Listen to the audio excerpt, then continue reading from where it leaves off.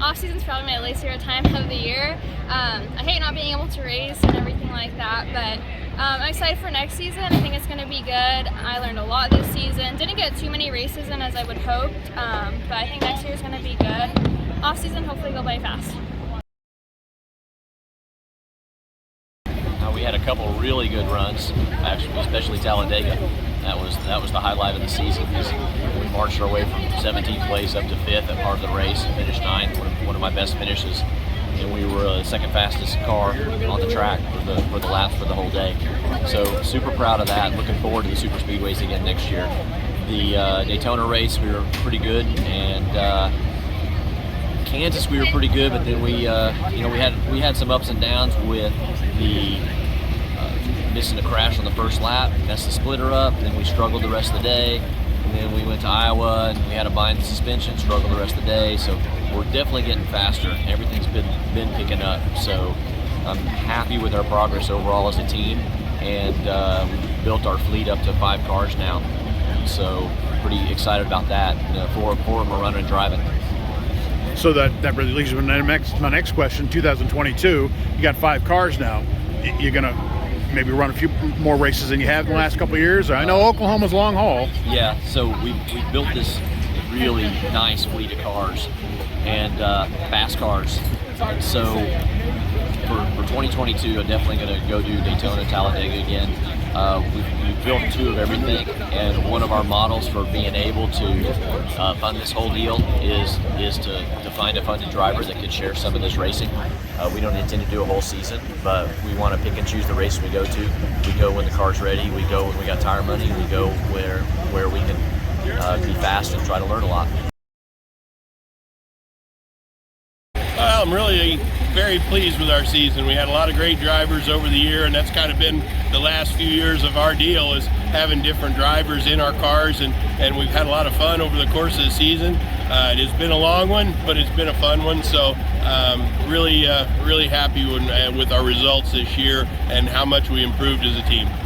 Now, you overcome some major adversity during the summer. How's that affected the last part of the season, and how's it affected that and other things going into 2022? Well, it just made us work a little harder here the last part of the year with our trailer fire and all. We've got our new trailer, new used trailer, but we brought it out here to kind of work out some of the little bugs in it and get it ready for Daytona next year and get everything all cleaned up, and looking forward to 2022. Well, 21's not done yet. We're going to finish loading up, and then we're going to head out of here, and we're going to Salem. We've got the Halloween 200 tomorrow, so we're going to drive all night. I think pit's open at 8 o'clock tomorrow morning, so we got to get there. Wow. 2022, get ready. We're going to be the Daytona test in January. I think Scott's coming back, going to run all the intermediates, and then we'll run Will probably on the dirts and back at Salem again right now. That's what we're looking at right now. So that's looking about the same as it was this year. Here, former ARCA driver and current, well, ARCA everything, mechanic, crew chief, car builder, Jeff McClure. 2021 is over. You had a busy season, late models, ARCA stuff, SRX, and 2021 is coming up. First off, looking back at 21, what are your thoughts on that? It's been interesting. Got back in the car owner side of it a little bit. A lot of help from Andy Hilleberg, running his number and out of his shop. Mason Mingus done me a real good job. Hopefully we can go run the East races next year. That's my main goal, try to run all the East races and maybe the 2 dirt races again. Looking forward to 22, but don't know what it's going to bring yet. Kind of glad 21 is over. Upgrading our equipment, losing some weight. Aren't we all, right? And what's 2022 looking like? The tentative plan is to run pretty much the same that we've run the last 2 seasons. Intermediates and speedways. Really not short tracks. I've got a couple late models that I had built last year. We only ran it once this year. So our plan is to try to get more seat time in the late models to transpose into this. So when we do short tracks, it'll be in the late models. We had a couple of 3 or 4 drivers, a little bit of money here, a little money there. Money's the main objective, or the lack of, but we had a pretty good season. We only tore up 1 car out of 20 races. We own a couple of cars at a couple of races, so we had a good season. I want to say congratulations to the Gibbs family. They worked hard, spent a little bit of money, got a really good kid there, and they deserve the championship. 2022, what are you guys looking forward to? Looking for a little sponsorship, looking to build 1 more car by a Neilmore motor. We do not have a Neilmore motor with a program. Picked up a little driver that, if he had a little money, would be a good driver, and Mr. Tinkle. Exactly, every time we put him in a car, he got a little better, a little better.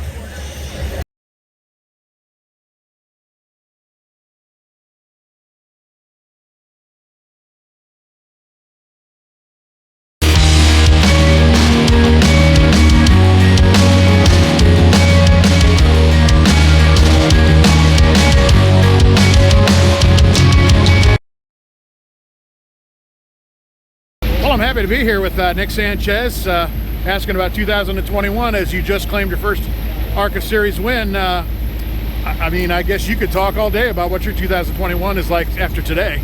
Yeah, you know, this is definitely the last ARCA National Series race of the year. We still have Phoenix left on our plate to West race, try to go win that now.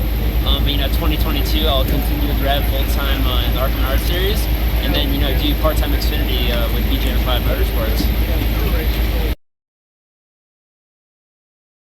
We don't really have anything sorted yet. I'm hoping to come back with Wayne Peterson Motorsports and Richmond Motorsports next season, and probably split them in between those teams, and I'll hopefully run a majority season. Nothing signed yet, so officially I'm still a free agent, and, you know, looking for several opportunities next season. But hopefully it's similar to how this season ended. So yeah, that's that part.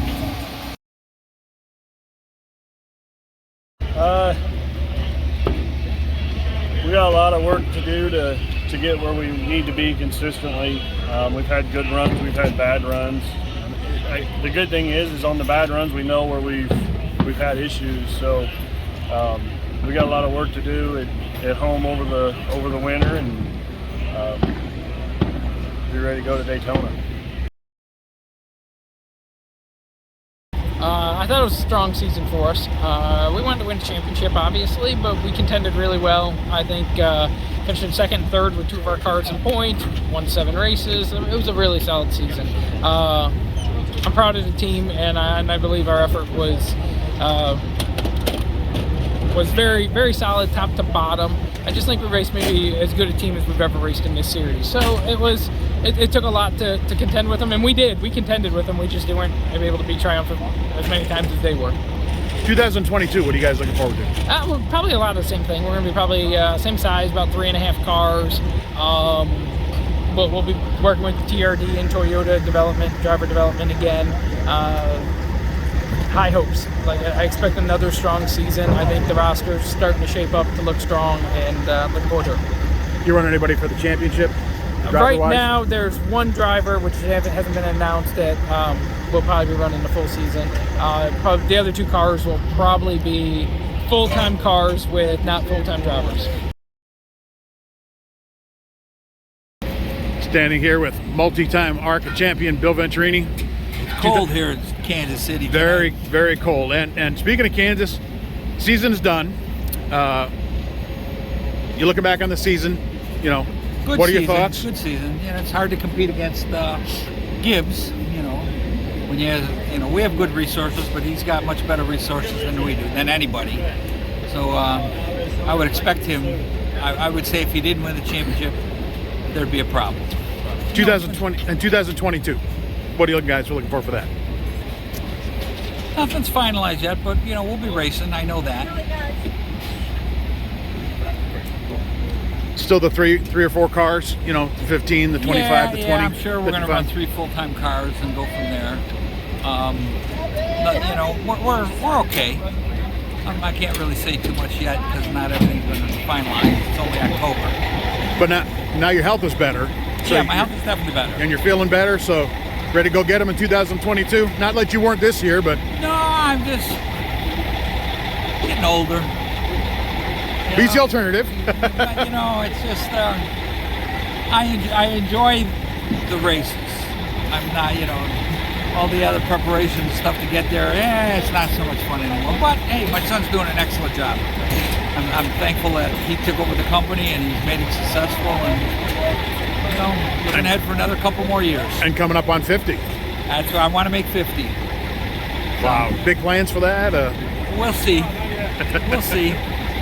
We can read it in the press release, right? Yeah, we'll see. Man, it's just a great year. You know, we've had 2 engine failures. That kind of hurt us a little bit. But man, to finish in the top 6 in ARCA Menards national points for our first time to do, I think, about 15 races this year, it was awesome. You know, and we're blessed, and we've had a great crew this all year. Was it what you expected?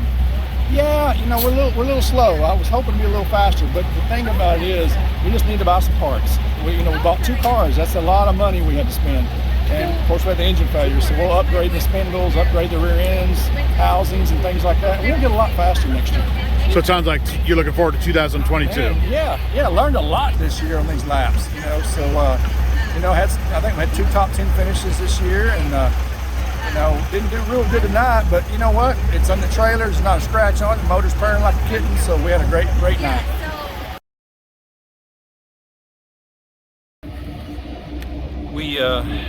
I thought it was a really good step forward for us. You know, the last couple of seasons, 2019 was merging NASCAR Can-Am Pro Series East and West into the ARCA Menards Series, and of course 2020 was the pandemic. So 21 we felt like was our first opportunity to get some traction and really move forward, and it just feels like from the beginning of the season to the end that we have picked up some momentum, and that we really do have some good footing and a good foundation for 22. And looking ahead to 22, what, you know, anything specific you can point out that you're looking forward to? Any goals? Just really happy that for the ARCA Menards Series, we'll be back at 19 of the same venues that we raced at this year on the 20 race series, and that we'll be able to return to Lucas Oil Raceway in Indianapolis for the 20th venue. So the schedule has come along really well. We're very proud of our TV opportunity, which is all 20 races live, 12 on MAV, 8 on FS1, and you know, more races on MRN Network, Motor Racing Network, radio. So a lot of good going on that way. Our digital and social through NASCAR Digital Media and ARCRacing.com. All those numbers are way up, and we've now ventured into the area of social media.